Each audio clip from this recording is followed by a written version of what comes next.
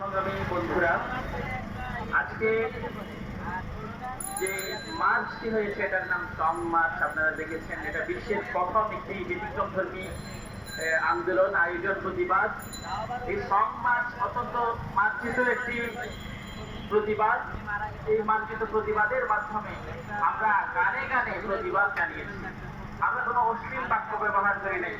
আমরা চেয়েছি মুসলিম এবং হিন্দু সকল ধর্মের মানুষের সুন্দর সহাবস্থান।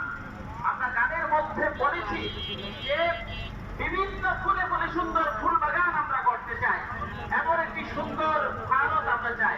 ভারত মুসলমানদের ইতিহাস ঐতিহ্যের দেশ, যেটা মুসলমানদের অনেক স্থাপত্য মুসলমানদের দ্বারা নির্মিত হয়েছে।